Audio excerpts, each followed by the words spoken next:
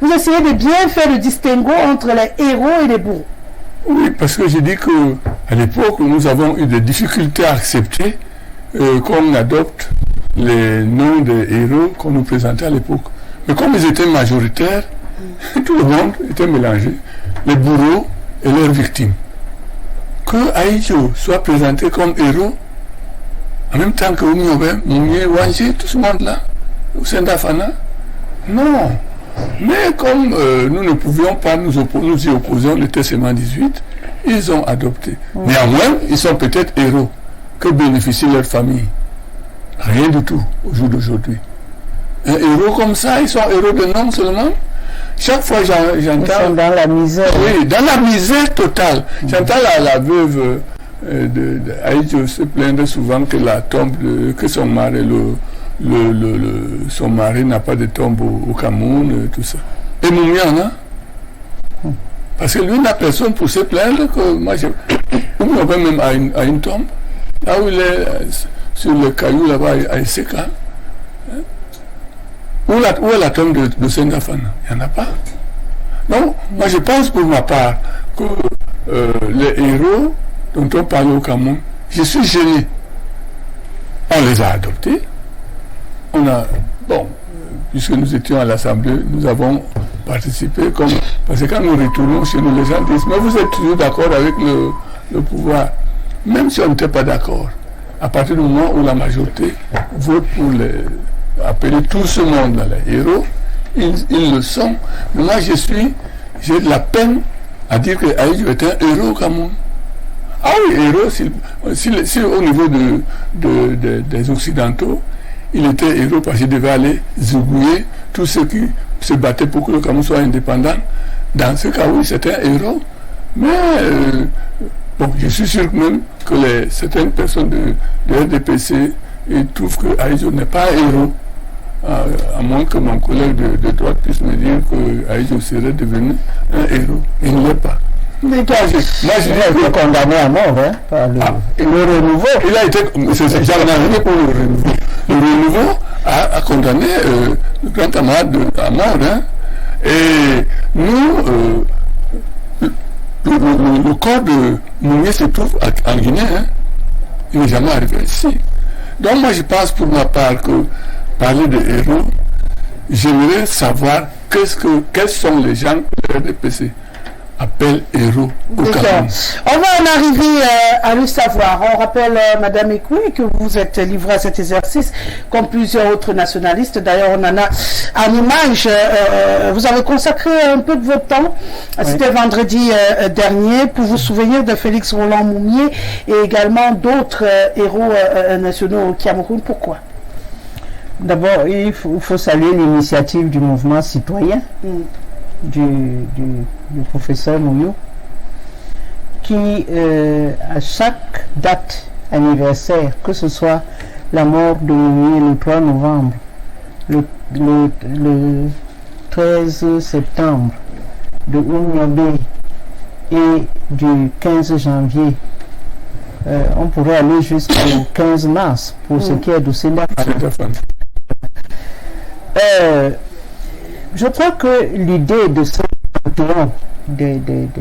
ce monument des martyrs, c'est de dire que il ne faut pas qu'on oublie ces personnalités, qu'on sache que ces personnalités ont existé, ont donné le meilleur d'eux-mêmes, jusqu'au sacrifice suprême, pour que nous soyons bien.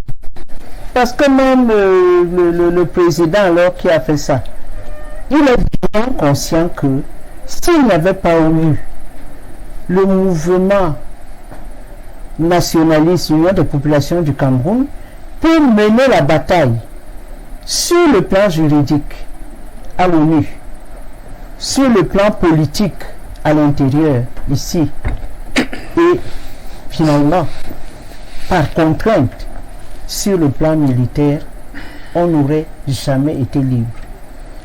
La preuve, c'est que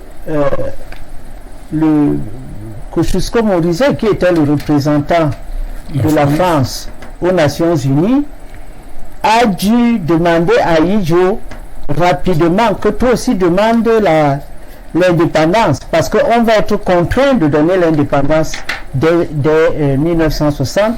Et comme vous vous battez depuis longtemps, c'est le Cameroun qui va ouvrir le bal. Et c'est comme ça que nous avons été les premiers, le 1er janvier 1960, de tous les pays, toutes les colonies françaises à accéder à l'indépendance. Alors, c'est vrai ce que dit honorable Souman, qu'on a été choqué de voir que Ahidjo est associé à ces gens-là. Pourquoi? Parce que Biya a mauvaise conscience, puisque c'est son père qui lui a donné le pouvoir. Il s'est dit, si je donne le statut d'héros national au gars de l'UPC, mais vraiment, je ne peux pas laisser mon père quand même qui m'a donné le pouvoir de côté. Malgré tout, la femme d'Ahidjo se plaint du fait qu'elle veut que le corps de son mari revienne, sa dépouille revienne, mais pour avoir des obsèques officielles, nationales. Sinon, elle ne veut pas que son mari rentre en catimini, ici au Cameroun. Bon, nous avons ce problème-là. On a des héros. Il n'y a pas une route, une avenue, un panthéon, parce que d'autres n'ont pas eu de tombe. Mais s'il y a un panthéon pour tous les héros de notre pays, ils seront dans le panthéon, un monument national au cœur de la capitale. Mais ça n'existe pas. Il n'y a pas d'avenue Oumniobé, il n'y a pas d'avenue Félix Roland-Mounier, il n'y a même pas un début de collège qui porte leur nom. Ça veut dire que, en fait, le président de la République a piétiné nos héros. Il leur a donné le nom et de temps en temps, il invite les restes, une veuve, un fils parti pour ce qui est du fils de Wandje. On leur donne un peu d'argent, on les met à l'hôtel. Ils sont dans la respiration le 20 mai.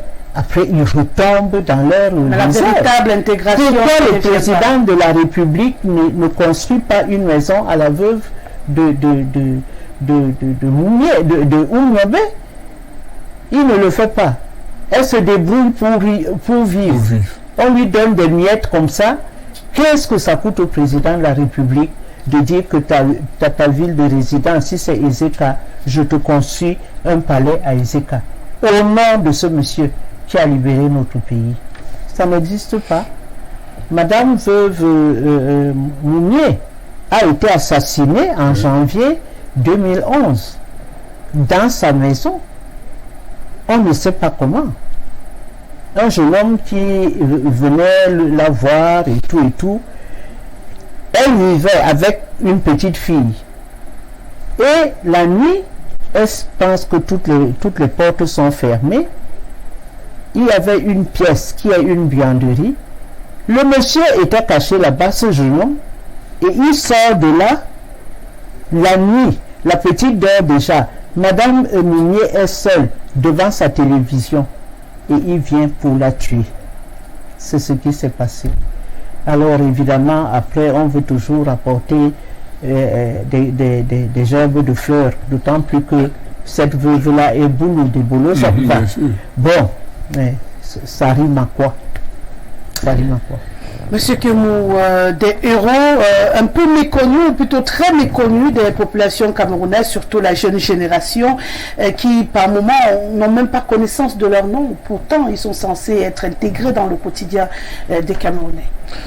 Écoutez, il y a une maxime africaine qui dit que tant que les lions n'auront pas leurs propres histoires de chasse, les histoires de chasse tourneront toujours à la gloire du chasseur. De toute façon, dans notre contexte au Cameroun, on a donné l'indépendance à ceux qui n'en voulaient même pas. Et donc, il va de soi que tous ceux-là qui ont versé de leur sang pour que le Cameroun, justement, obtienne cette indépendance, même si ce n'était pas dans la forme que nos héros nationaux, que le régime de Paul Biya a bien voulu qu'ils soient des héros. C'est-à-dire qu'on a pris des héros, on en a fait des héros. C'est pourquoi des héros. On parle des héros, c'est des chiffres. Voilà, donc aujourd'hui, il faut dire quand même que c'est quand même difficile de comprendre que dans ce contexte, avec des gens qui ont versé leur sang pour nous. Il n'y a pas de devoir de mémoire. Il n'y a pas un panthéon. Le président Diakiem m'a dit qu'il est le meilleur élève de la France. Je crois qu'en France, il y a un panthéon qui est dédié aux héros. En France, tu ne peux pas parler de Gaulle n'importe comment, etc. Voilà, des gens moulins, parce qu'ils ont marqué l'histoire de ce peuple-là. Et donc, c'est un devoir de mémoire pour les Français de les célébrer un jour de l'année. Et je pense que c'est ce qui devrait être fait chez nous. Vraiment, si des gens peuvent voler des milliards pour s'installer ailleurs, et quand vous les regardez dans les actes quotidiens, ils se comportent exactement comme des Camerounais en transit. C'est-à-dire que c'est comme si c'était pas leur pays. Et donc, il va de soi qu'aujourd'hui, c'est une situation assez délicate. On espère tout simplement que quand le président Kamto va arriver à la magistrature suprême, eh bien, il va remettre ces gens-là à leur véritable place et que, voilà, ils soient enseignés dans des écoles. Je ne comprends pas. Voilà, qu'ils soient enseignés dans des écoles. Je ne comprends pas que hier, un avenue Kennedy au Cameroun, qui est une avenue Jean-Paul II, il n'y a pas d'avenue, je ne sais pas, Roland Mounier, Charles de Gaulle, etc. Une école qui porte leur nom, etc. Et donc, c'est assez difficile et on a l'impression que ceux-là qui ont versé de leur sang, c'est comme s'ils l'avaient fait pour rien. Voilà. Monsieur Fedieu, comment comprendre que des moments comme ce moment organisé par le MOSI vendredi, des moments où on s'arrête un peu, on pense à ceux-là qui ont construit l'histoire de ce pays, ne soient pas courants et officiels au Cameroun? C'est-à-dire que ce soit le gouvernement camerounais qui décide de dire il faut qu'on s'arrête aujourd'hui, un peu comme on s'arrête pour le renouveau, pour consacrer cette journée à ceux-là qui ne sont pas connus de nos populations, mais qui ont œuvré pour que ce pays soit debout. Difficile de comprendre, mais on comprendra. Je dois dire ici que je suis un peu embarrassé par l'honorable parce que il a... il vous a posé une question. On est les héros. Non, je suis en train de répondre à votre question. Vous savez, j'ai été un peu embarrassé parce que je m'apprêtais à poser une question, à lui poser une question que c'est plutôt lui qui s'est lancé encore dans cette question, parce que autant autrefois je posais une question sur les gloires, les anciennes gloires, comment est-ce qu'on reconnaît qui est ancien gloire, autant je ramenais cette question sur les héros. Parce que en réalité, je voudrais poser la question, comment est-ce que on reconnaît un héros et qui est même héros? Et pourquoi je pensais le poser? Parce que en fait il fait partie du Parlement, des députés qui ont voté réellement à l'Assemblée nationale lorsqu'il fallait reconnaître les héros. Réhabilitation des héros. Et moi je me suis posé la question, est-ce que ils ont voté uniquement dans la reconnaissance ou ils ont pensé que plus tard, ils pourraient avoir d'autres décrets d'application qui porteraient, n'est-ce pas, à adopter les commodités de ces héros. Pour dire tout simplement que on a un problème, c'est vrai.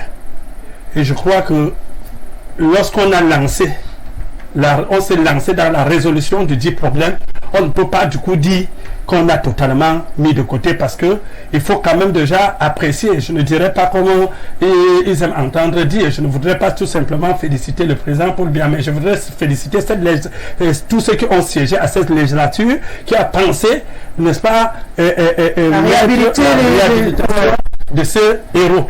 Parce que, et cela ne date pas de longtemps, parce qu'il faut le dire, si vous voyez 92 et 2020, ça ne fait que 8 ans, les héros qui ont souffert, qui ont versé de leur sang depuis 50 ans. Donc, moi j'ai comme impression, je me dis tout simplement que c'est déjà un début. C'était déjà un début de solution, même si en quelque sorte, il y a beaucoup de choses qui manquent encore. Ce qui manque notamment, c'est est-ce qu'il suffit juste de qualifier un individu de héros et puis on utilise le nom comme, je ne sais pas, une pancarte pour les célébrations, ou encore qu'est-ce qui va avec cette reconnaissance? Moi je dis, c'est peut-être le vide que je vois encore en ce moment en disant, il y a 8 ans, j'aurais même voulu qu'on lieu d'utiliser 18 ans. J'aurais bien voulu qu'on lieu d'utiliser souvent, et je m'adresse à quelqu'un que je ne vais même pas doiter ici, au lieu d'utiliser la rue comme l'Assemblée nationale pour revendiquer des choses qui ne nous servent à rien,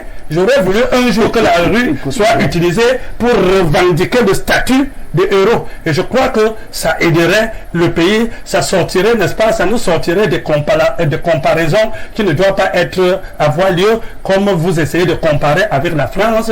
Chaque pays a son histoire, a ses réalités sociologiques, ses réalités politiques, ses réalités pour ça. Soutenir la voix d'un héros national, il faut la descendre dans la rue pour ça. Je vous dis, je n'ai pas même vu ça sur votre programme politique. Et c'est ça qui fait problème. Il faut lire le programme. Je n'ai pas vu, j'ai lu. Mais vous êtes des analphabètes. Vous ne savez pas ce que c'est qu'un héros? Non. Le héros, c'est quelqu'un qui a mené une grande combat, qui a marqué des générations. Peut-être vous voulez qu'on explique ça comment? Je n'ai pas dit qu'on ignore ce que veut dire héros. Je me suis adressé à un parti que je n'ai pas vu ça en grand titre, la réhabilitation et la définition du statut de l'Europe. Et moi j'ai lu. Je suis un homme politique. Vous, ça existe dans votre programme là. Vous l'avez appliqué. Peut-être il faut maintenant qu'on mette un pied d'accélération pour appliquer. C'est ce que je suis en train de dire. Qu'on aurait arrivé, on se serait attendu à ce qu'il y ait des revendications pareilles que de revendiquer ce qu'on ne sait pas. Non, pour dire tout simplement, madame, c'est que nos héros, vraiment, nous sommes tous unanimes. Là, ça ne fait pas l'objet d'un doute. Doivent être vraiment, quand on dit réhabilité, il faut que ça soit réhabilité avec ce que tout cela comporte. Parce que la réhabilitation des photos et des noms, ça ne suffit pas. Il faut réhabiliter avec tout ce que cela comporte. Et peut-être ça peut les livres d'histoire. Oui, tout ça. Et cela pourrait même porter à préparer les prochains héros. Parce qu'ils ne seront pas... Ménage bien le présent. Et les autres pourront venir. On sait que cela vient parfois qu'après un siècle. Donc, il faut qu'on prépare tout ça. Et on est d'accord là-dessus. Pour une fois, je suis ravi qu'un sujet déclencher la passion. Voilà, et déclencher cette passion, une autre passion qui sera déclenchée dans quelques secondes. C'est avec la vie de notre pays, avec le renouveau, qui a 38 ans. Mais pour sortir de ce sujet, Madame Ekwe. Que j'intervienne sur quoi? Sur le renouveau? Non, on n'est pas encore arrivé sur le renouveau. Je sais que ça bouillonne. Quelque chose. Et je vais vous faciliter même la tâche. En lisant quelques SMS, qu'on puisse tomber directement. Bonjour, Aïe, Dieu ne pourra jamais être héros. C'est lui qui nous a mis dans tous ces problèmes. Vous avez compris le choix de bien. À votre avis, de quoi il parle? C'est justement de cela que le téléspectateur parle. Oui, c'est ça. Bonjour à vous sur le plateau. C'est dommage véritablement pour nos héros. On souhaiterait qu'une place de choix leur soit donnée. Merci à Info TV de nous permettre depuis quelques jours de connaître notre histoire grâce aux invités que vous avez sur vos plateaux. L'histoire de notre pays, on en a besoin. Il faudrait beaucoup d'émissions de ce type-là. On fera ce qu'on peut. Hein. C'est pas facile d'aller les pêcher. Tout c'est important pour moi. Je vois quand même, il faut aller partout les chercher pour pouvoir connaître l'histoire de ce pays, mais avec beaucoup de joie aussi et de plaisir, parce que comme beaucoup, j'ai envie de connaître. Hein, parce qu'il y a beaucoup de choses. On a beau être journaliste, il y a beaucoup de choses de ce pays qu'on ignore. Bonjour Info Presse. Les UPCistes sont des héros nationaux. Bia égal Amadou Idio. Allah les regarde. RDPC va rendre gorge. Qu'il arrête de tromper le Cameroun. Inch'Allah, Allah Kabir depuis Farsha Andiamena. Bonjour, la presse. De Gaulle a voulu corrompre Ruben Oumyombe. Ce dernier a refusé. C'est Moussa qui nous écrit ce matin. Il a mis un test en arabe là, mon père. Je ne m'en sors pas. Vraiment. Je ne peux pas lire. Si je suis en train de tirer quelque chose sur le Cameroun, je saurais comment. Bonjour madame, c'est Michel depuis Paris. Je voulais dire aux panélistes du MRC d'être honnête. La majorité de leurs militants qui aujourd'hui crient au tribalisme après avoir profité de la soi-disant mauvaise gouvernance du RDPC pour s'enrichir et détenir 80% de l'économie. Aujourd'hui, ils veulent diviser le Cameroun juste par soif de pouvoir et non des Camerounais. Pour celui-là, il y a des vents. il a pris l'avance sur l'émission. Hein. C'est pas riche. Hein. Pardon? N'est-ce pas? Il n'y a pas de riche, ouais, merci. D'accord. Le temps d'une transition, on parle du renouveau. 38 ans. De douleur.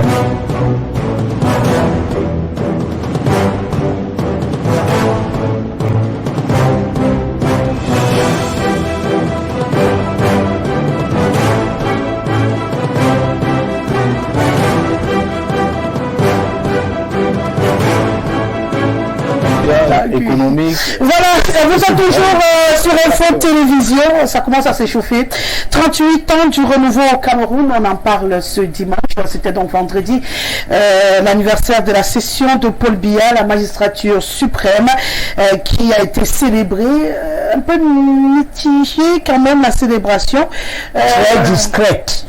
Une célébration nationale qui est devenue la fête du RDPC finalement, Madame Ekwe, le reste des partis politiques restant à la limite indifférents. Mais on est différent parce que le RDPC n'autorise même pas l'UPC à marcher. Donc personne ne peut marcher, il n'y a que le RDPC. Bon, je veux dire, je l'ai dit déjà sur ton plateau, que c'est grâce à l'UPC que Biya est arrivé aux affaires. Parce qu'au lendemain de l'élection de M. François Mitterrand, l'UPC a cette idée lumineuse, opportuniste, parce que Mitterrand n'était pas un ami des UPCistes. C'est connu. Mais l'UPC s'est souvenu que Mitterrand est venu ici pour le procès Wandi et qu'on l'a expulsé. Il n'est même pas sorti de l'aéroport. Bref, l'UPC adresse une lettre à Mitterrand pour lui dire qu'il salue l'avènement d'un socialiste. Et en finissant la lettre, on dit quand même que nous, on a un caillou ici, c'est la dictature. Et Mitterrand répond. Il dit qu'il est content que l'UPC lui écrit et qu'il allait s'occuper de ce cas-là. Donc, pour nous, en 82, on fait un congrès, toujours en clandestinité, pour dire aux cadres du parti, il faut rentrer au Cameroun. On va voir comment on va rentrer. Pendant qu'on est en train de préparer, on nous annonce que Ahidjo a démissionné. Bon, Ahidjo démissionne, Mitterrand, Biya prête serment. L'UPC lui écrit, lui dit il vaut mieux aller vers la démocratisation. Évidemment, il met le papier. Mitterrand le convoque à Paris. Seulement, il ne sait pas pourquoi Mitterrand le convoque. Quand il arrive à Paris, Mitterrand lui pose le dossier de la démocratisation. Et le dossier des exilés. Il lui dit, vos exilés, vos compatriotes sont partis. Il faut tout faire pour que les gens puissent rentrer chez eux. C'est pour ça que Biya prend la parole sur le perron de l'Élysée pour dire ce que vous savez, que personne ne sera plus contraint à l'exil pour exprimer. Bon. Biya n'a pas compris pourquoi Mitterrand l'a convoqué rien que pour ça. Quant à la démocratisation, il dit à Mitterrand, vous savez, il y a beaucoup d'ethnies chez nous. Il faut que je prépare la démocratisation parce que sinon, ça va être la catastrophe. Bref. Quand Ahidjo, qui lui est à Yaoundé, il voit comment son poulain est en train de faire des discours bizarres jusqu'à dire qu'il est le meilleur élève. Là, Ahidjo pique une colère terrible. Il convoque la presse, c'est-à-dire Cameroun Tribune. Il fait une immense interview dans Cameroun Tribune. Le titre de Cameroun Tribune, c'est « Le parti est au-dessus de l'État ». Évidemment, l'UPC toujours sur le rebond. L'UPC prend une motion de soutien. On dit qu'on soutient la supériorité de l'État sur le parti. Bon. Là, on lit tous les jours. On lit ça à la radio Cameroun. On lit ça tous les jours. Alors que c'est un parti clandestin qui leur dit ça. Voilà. Si bien que Biya est perdu, qu'est-ce que Biya va faire?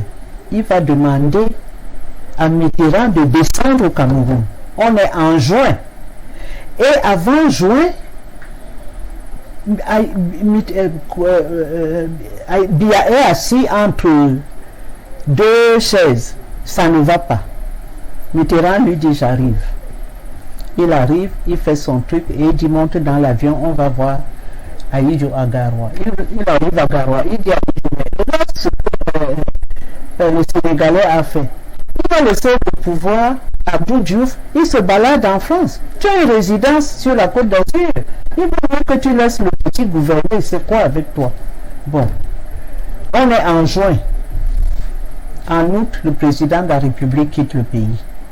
Mais malgré tout, Paul Biya a toujours peur de ce parti où il n'était pas un grand dirigeant. Il faudra attendre le 14 septembre 1983 pour que le président Biya convoque un congrès TGV, comme il a l'habitude de faire à très grande vitesse, pour prendre la direction du parti. Ce que vous dites nous ramène à la situation aujourd'hui. Ahidjo en ce temps-là disait le parti est au-dessus de l'État. De l'État, oui. Et il fallait être à la tête du parti. Oui, parce que lui, il était donc à la tête du parti. Donc l'autre avait voulu être président, c'est lui qui dirigeait. Et dans les discours de politique générale de 1975 au congrès de Douala et de 1980 au congrès de Bafoussam, il est dit que le parti définit l'idéologie et l'orientation de la politique du pays que l'État applique. Ça nous entraîne donc à cette complication que nous avons aujourd'hui encore, où on a l'impression, quand on parle de l'État, de parler du RDPC, et quand on parle au RDPC, il s'assimile honorable directement à l'État. Non, je veux dire, si nous sommes dans un pays réellement démocratique, un parti politique peut élaborer un projet politique et estimer que voilà comment est-ce que je vais gouverner. Mais cela ne veut pas dire que l'État sera, que le parti sera au-dessus. Ben, si on suit la thèse, il c'est comme le parti communiste chinois. Bon, si on est dans un pays monogamique, un pays à parti unique, on peut estimer que le parti est au-dessus de l'État. Mais moi, je veux dire quelque chose. Paul Biya, ou le renouveau, je ne sais pas si c'est le renouveau. Parce qu'il avait dit, quand il prenait le pouvoir, qu'il a juré qu'il allait suivre l'exemple de son illustre prédécesseur. Alors, il veut suivre l'exemple de son illustre prédécesseur et il crée le renouveau. Non, ça veut dire qu'il me disait que ce que mon prédécesseur a fait, je vais le continuer sans changer. Moi, je veux dire quelque chose. Un pays, c'est la juridiction de ce pays. C'est la population de ce pays. C'est les biens de ce pays. Alors, si vous ne respectez pas l'un des éléments que je viens de ça veut dire que vous ne voulez pas que ce pays existe, qu'il soit compté comme un pays. Notre pays a une législation.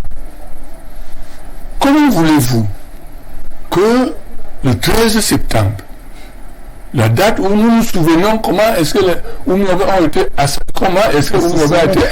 assassiné. Et là, j'ai un élément là-dessus pour dire que Oumiabe n'a pas été tué sous maquis. Là, mais ça, c'est un autre problème. Parce qu'ils l'ont tué ici. Ils l'ont pris, ils l'ont jugé ici, et ils sont allés avec à Oumiabe pour le fusiller ce matin du 13 septembre.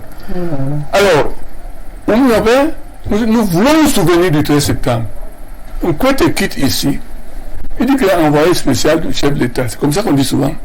Envoyé spécial représentant personnel du chef de l'État. Il va à Ekité, où on a assassiné les UPCistes pour se moquer de nous.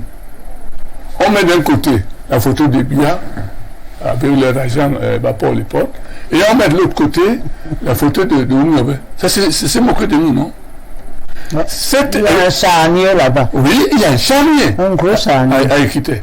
Et cet endroit, ce jour-là, bon, nous on était en train de penser à nos morts, assassinés. Alors écoutez, cette émission, cette manifestation était interdite par le préfet.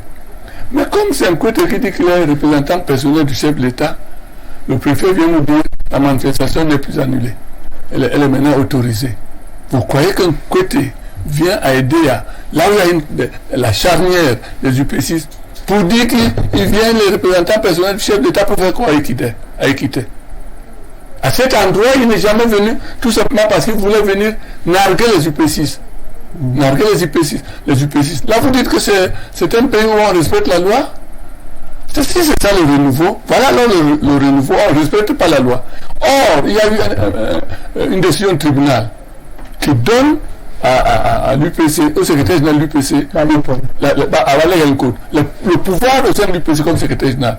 On prend encore Paul Leport avec un côté pour aller, il est représentant personnel du chef de l'État, se moquer de nous sur la tombe des martyrs.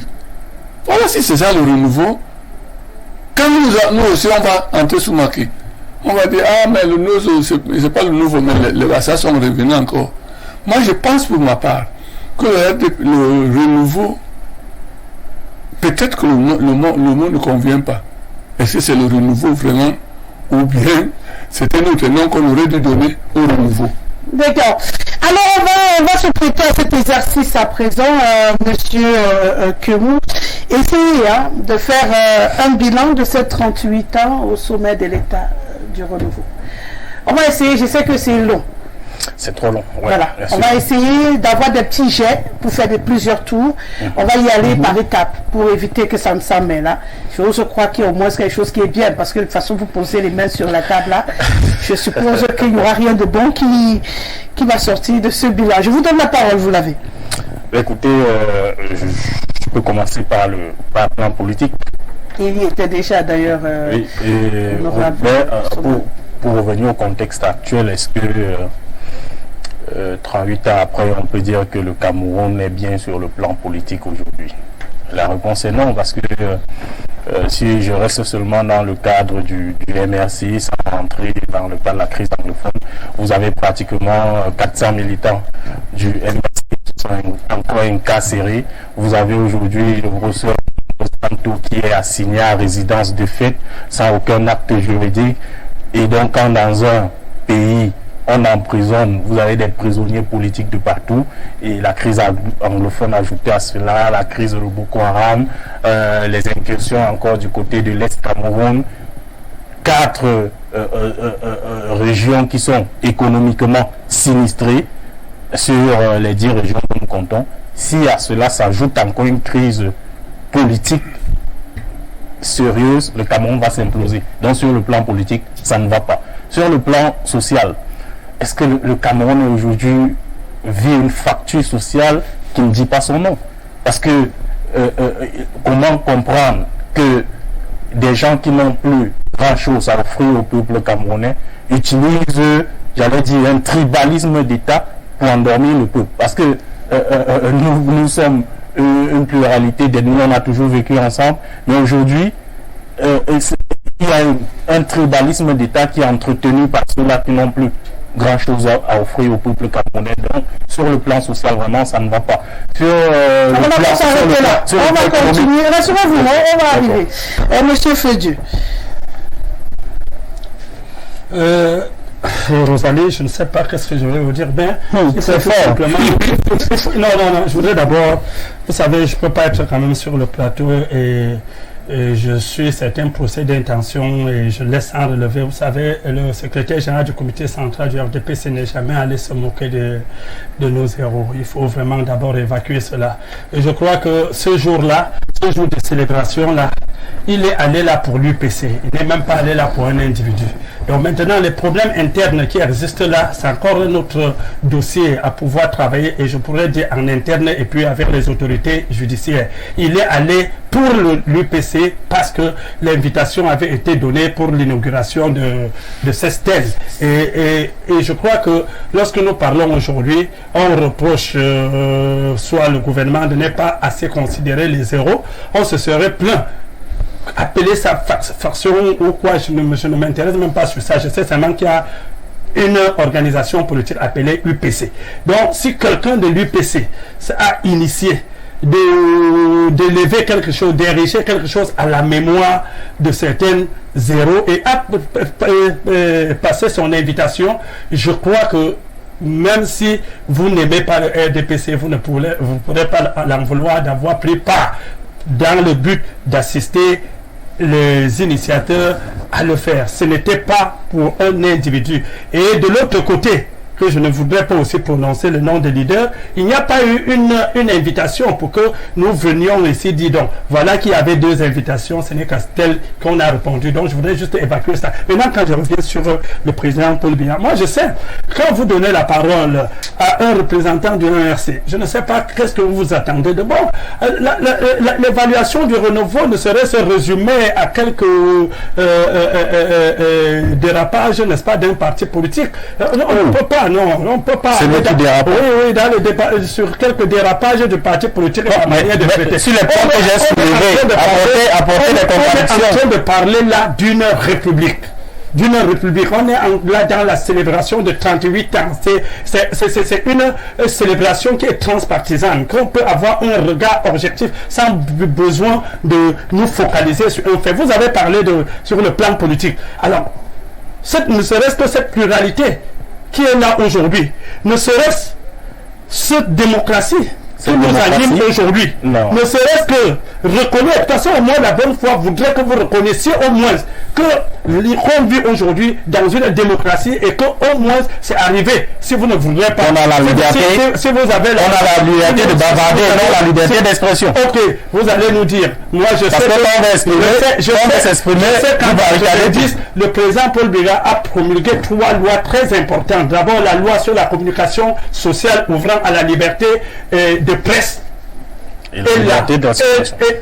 Écoutez, et l'abrogation de la censure administrative. Je sais qu'il avait promulgué la loi qui portant sur les libertés et donnant lieu d'instaurer le multipartisme.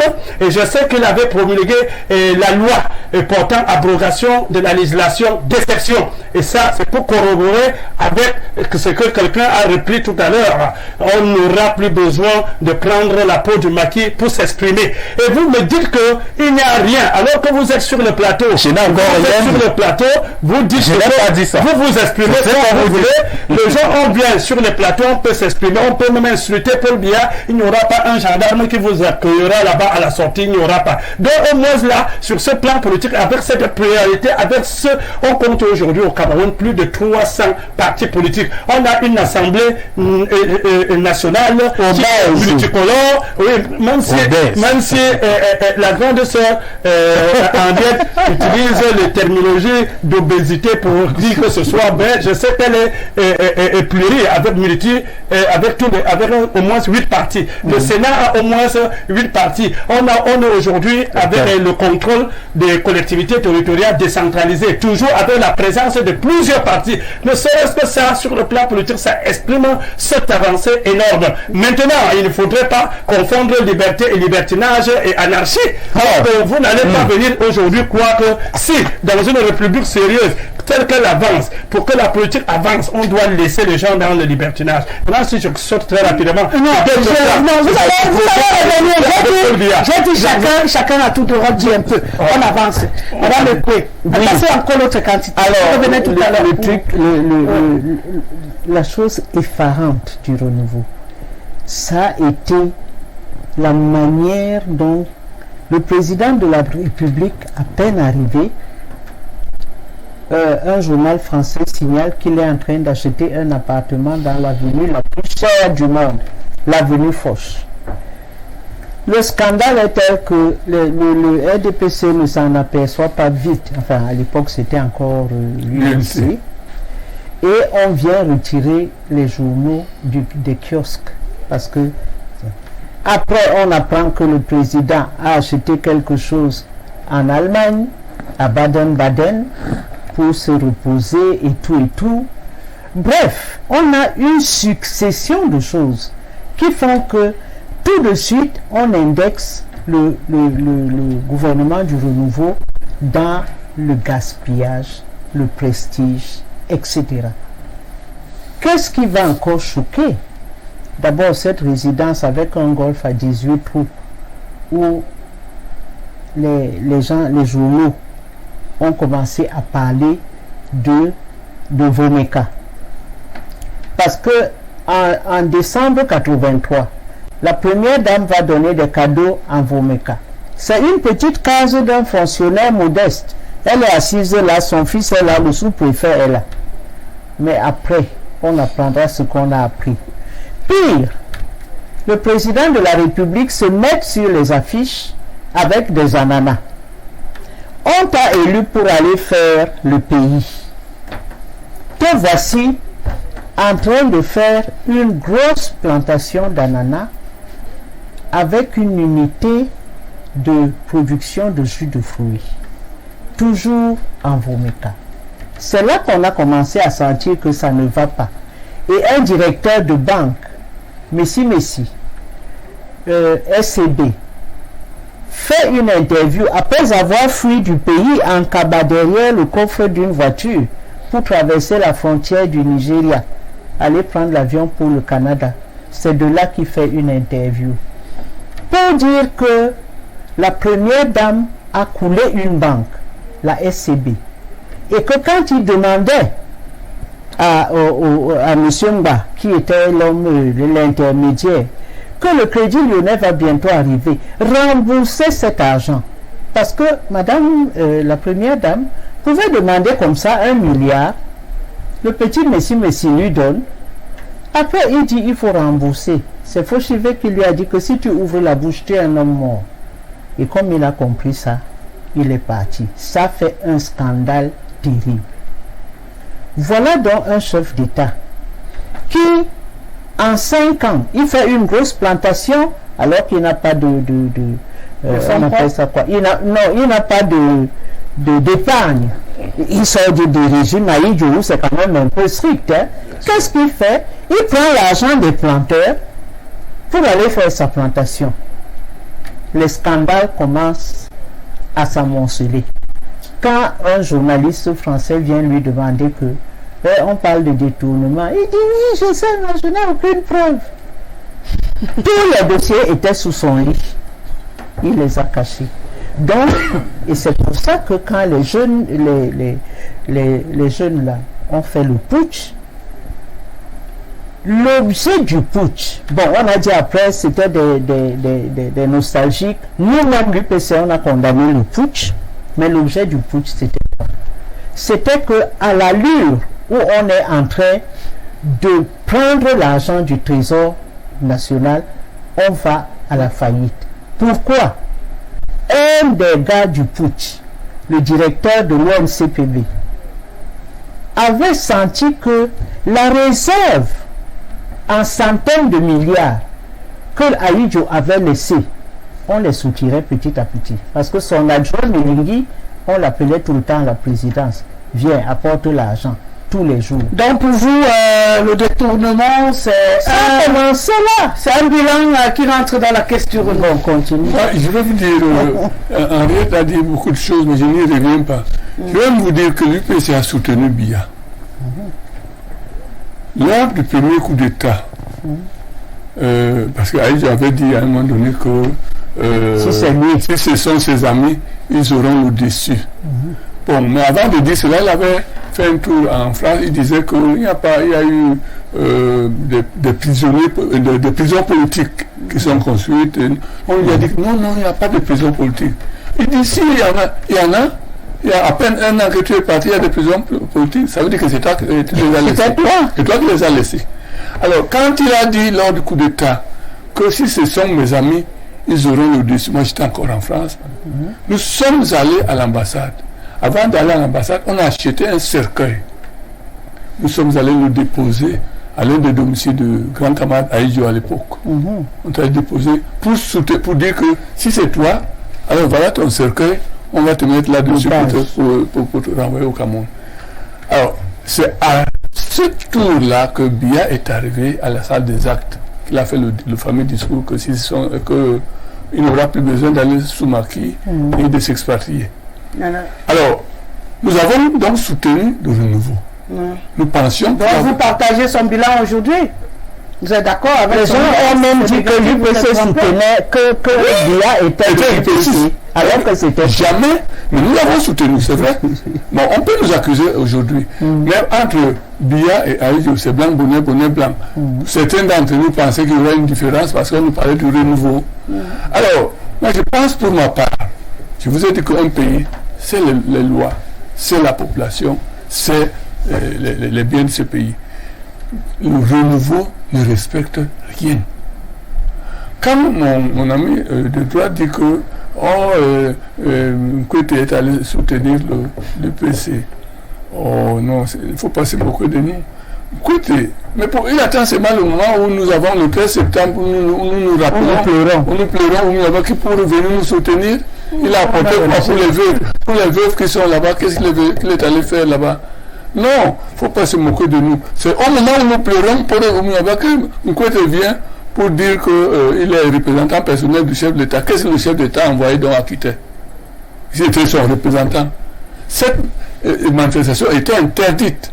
Nous avons demandé au préfet que cette manifestation, nous la sollicitons pas. Bon, peut-être on ne va pas refaire le procès de cette manifestation. Je vais seulement dire une chose, c'est que, comme Henriette a dit, à un moment donné, on disait que Biya était UP6. Donc vous assumez le bilan. Tellement l'UPC l'a soutenu. Parce qu'on l'a soutenu quand on disait qu'il est UP6. Mais bien, moi j'étais militant, j'étais responsable de l'UNED et de la Fédération des étudiants d'Afrique noire en France. Je n'ai jamais vu le nom de Biya nulle part là-bas.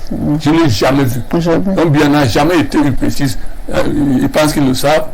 Mais on peut plus tromper les gens. Vous dites que vous l'avez soutenu, donc vous assumez son bilan. On a assuré. Combien de jours on a soutenu? On a assuré combien de jours? Je viens de vous dire que je viens de dire que si ce sont ses amis, ils auront le coup de 24. D'accord. Là où nous n'étions pas d'accord qu'il y ait le coup d'État au Cameroun pour voir la Grand Camarade revienne. Donc vous avez soutenu qu'il soit bien assis. Et aujourd'hui, nous avons soutenu qu'il n'y ait pas la guerre au Cameroun. Voilà, nous voulons le sang. Et aujourd'hui?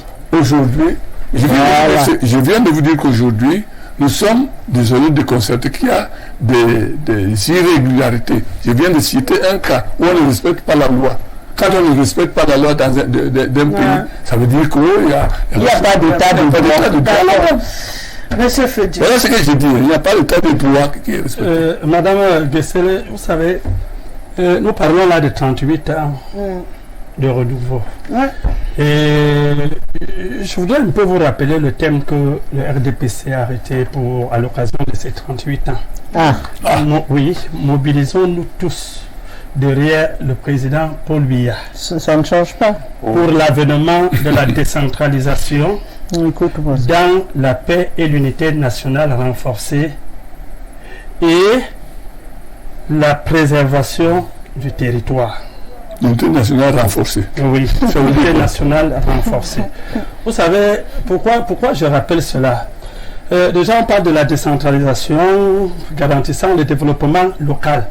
C'est parce que c'est pour vous faire comprendre que lorsque nous avons le cap vers l'avenir, même si forcément vous nous ramenez dans une autopsie, que je ne peux me refuser de le faire ici parce que c'est l'un des problèmes que le président Paul Biya a connu depuis 1982. Nous avons fait un petit procès ici, je peux qualifier ça de dénonciation calomnieuse parce que, pour ce que je peux appeler aussi, faute des éléments palpables démontrant les faits dont nous sommes en train de l'attribuer. Moi, je sais, dans ma petite analyse, qu'un fonctionnaire qui a fait pratiquement demi-siècle, toute sa vie de haute administration, même ce qu'il gagne, ce qu'il a gagné, avec des postes de responsabilité, peut le permettre de faire un certain nombre de choses. Non, pas de plantation à 1 milliard. Je préfère ce dossier parce que j'appelle ça des dénonciations calomnieuses. Non, c'est pas calomnieux. Vous-même, avec tout le rang, avec toute la personnalité qui est la vôtre, vous ne pourrez pas nous déposer les éléments qui nous permettent de dire combien. Parce que l'histoire une plantation comme ça. Il faut avec quel argent? Bon, alors, ce qui est vrai, c'est que il a touché à l'argent de l'État. Non, si on veut regarder la situation comme ça, vous direz à l'honorable que maire, vous avez gagné combien à l'Assemblée nationale avant de vous faire un costume de haute classe comme ce que vous avez. Non, une plantation de 1,5 milliard. Non, pas comme ça. Donc, j'ai rappelé le thème, c'est pour dire non. Nous, on pense que on est arrivé là où il faut avec tous ces voleurs on avance dans l'unité renforcée. Quand le développement, il n'y a pas de route et l'unité et l'unité renforcée. Ça, il faut que l'unité soit renforcée. Même et pas que une l'unité autoroute. soit renforcée. Au moins, non, il y en a 60 ans après. Non, 60 ans après. Vous me donnez encore l'occasion, je vous rappelle. ça. Les messieurs que moi vont vous dire que On va la donner tous les jours. il y en a rien fait, mais je vais quand même un peu citer quelques progrès. Nous pouvons constater le progrès, que ce soit sur le domaine, même le domaine énergétique. Je commence là, le domaine énergétique. Oui. Le domaine Il y a des barrages, le oui. domaine de l'éducation et le domaine de la santé. Oui. Alors, si vous me posez la question sur la santé, je commence par la santé. Non, attendez. Je vous redonne votre parole, monsieur. Vous avez démarré très fort. vous avez cité plusieurs domaines là. Oui. Et vous êtes bien installé pour commencer à réciter. Je vous stoppe tout de suite. Oui. Parce que on ne va pas suivre un cours magistral. Oui, bon, au moins, vous avez dit tout à l'heure, non, Oui. personne ne vous pose des questions sur les plateaux. C'est moi qui les effectivement. pose. Vous avez dit que vous me citiez quelques faits majeurs du renouveau. Voilà. C'est ce que j'attends. Oui. Voilà, allez-y. Alors, quelques faits majeurs, je me suis appesanti sur la santé d'abord, puisque je alors, sur la santé, Oui. quand Paul Biya prend le pouvoir en 1982, ça c'est pas un secret pour qui que ce soit, il y avait comme hôpital important au Cameroun, il y avait l'hôpital central de Yaoundé, il y avait le centre Pasteur, il y avait le CHU, et à Douala, hôpital Makintini. On avait quelques hôpitaux régionaux. Ça, c'était, je crois, c'était 8 hôpitaux régionaux. On avait au Cameroun 48, ce qu'on pourrait appeler à l'époque hôpital de district qui était un peu étalé dans les départements. On avait l'offre de santé publique était évaluée à pratiquement 36%. Et aujourd'hui, à quel prix? Aujourd'hui, on va y arriver. Aujourd'hui, ne serait-ce que la carte sanitaire présente 7 hôpitaux. À quel prix? 7 hôpitaux généraux de première catégorie, Et la 8 hôpitaux centrales de deuxième catégorie, 14 hôpitaux régionaux de troisième catégorie, 149 hôpitaux de district de cinquième catégorie, 237 La leçon est bonne à prise. d'arrondissement Oui. et 1787, le chiffre est propre à vérifier, Non, c'est bien. centres de santé intégrés. D'accord. Mais je continue. Non, monsieur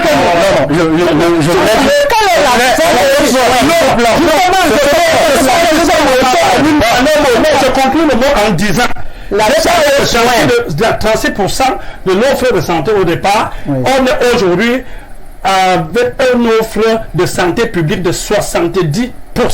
Je voudrais juste rappeler à M. Fodji que les textes de l'UNESCO que nous avons ratifiés disent que les hôpitaux de l'ONU, les hôpitaux, le standard mondial, c'est-à-dire pour 1000 habitants, en termes de médecins, c'est 2,7. Au Cameroun, on en est à 0,63, bien plus. On a un médecin pour 15 000 habitants. Allez me dire que ça, c'est avoir des hôpitaux, on va voir. Mais je voudrais rester sur le plan économique pour dire que je ne vais pas revenir sur le fait qu'on a 4 régions qui sont sinistrées, donc l'économie ne se porte pas bien. Mais allez voir même les projets que ces gens mettent en œuvre. C'est-à-dire, il a parlé tout à l'heure des barrages. Le standard mondial en termes de construction des barrages, c'est-à-dire que pour produire 1 mégawatt, c'est pratiquement 1 milliard 5.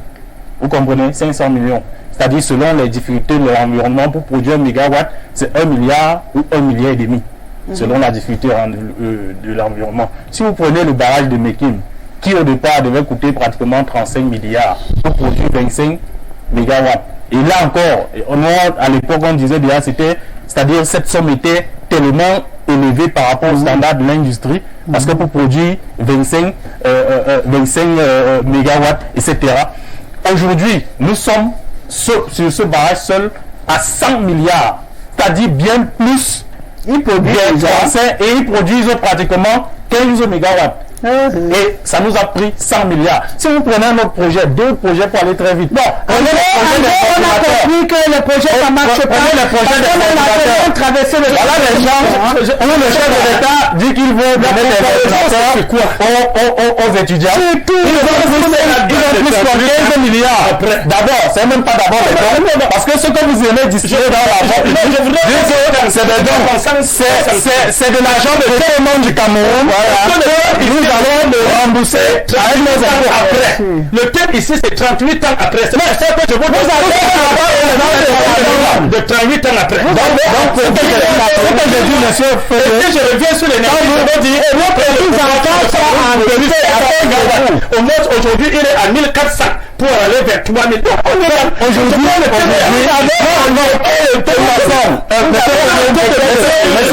je ne sais pas. Le programme du renouveau repose sur 2 mots. Le programme du renouveau repose sur 2 mots essentiels. Rigueur et moralisation. Oui. Rigueur, je ne sais pas, la rigueur. La moralisation, il faut regarder nous justement prison. Il faut regarder justement prison pour savoir s'il y a eu la moralisation. Au lieu de faire cette théorie gratuite, dites-vous que pour comparer une situation donnée, il faut que les éléments élémentaires soient équiprobables. Alors, qu'est-ce qui vous fait croire que moralisation et rigueur n'a pas porté son fruit? Mais il faut rien en faire.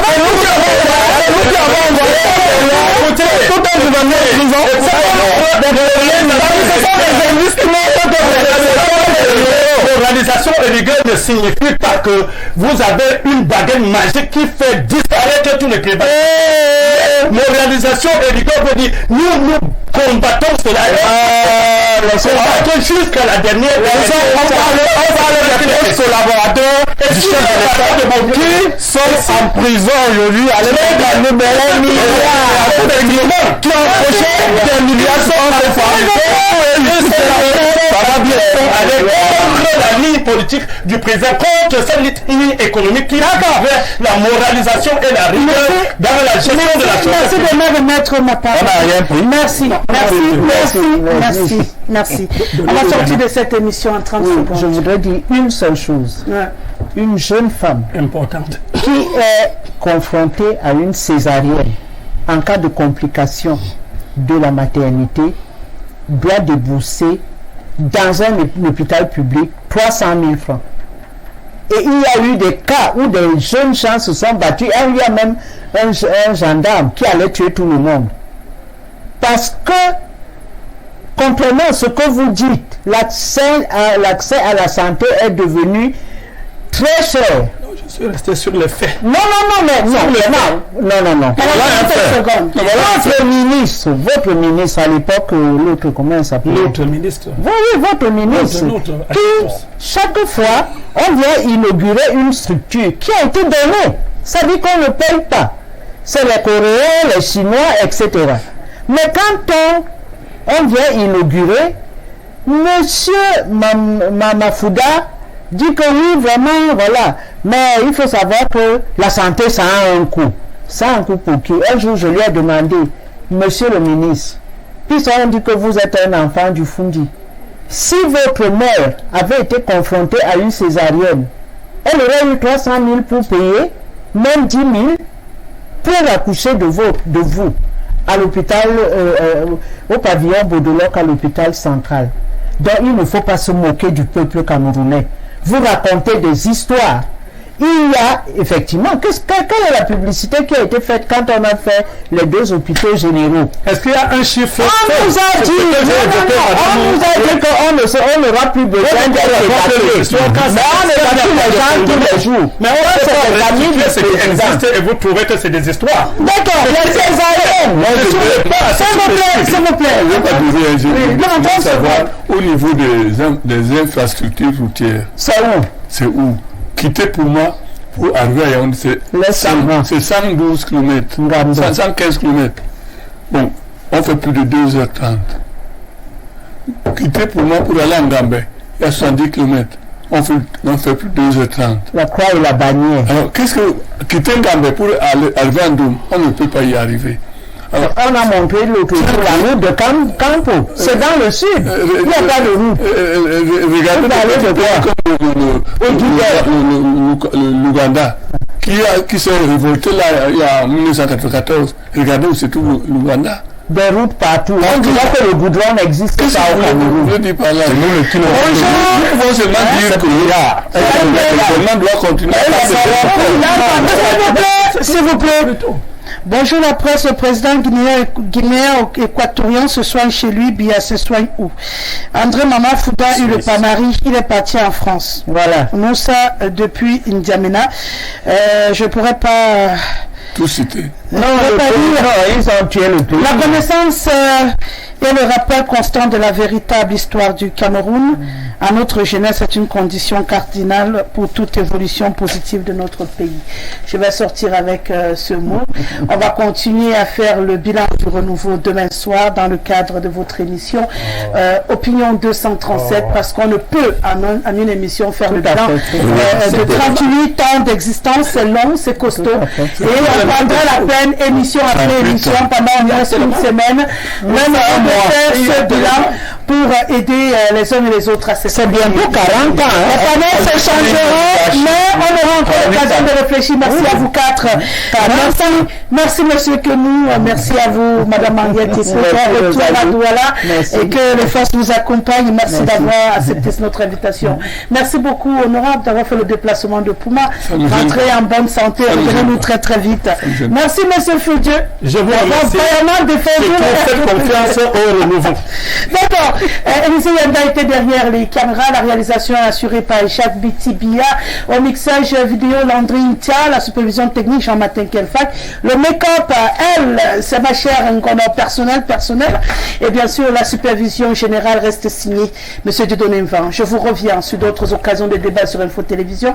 La rediffusion ce soir après le journal en langue française. Bonne suite de programme sur notre antenne. Au revoir.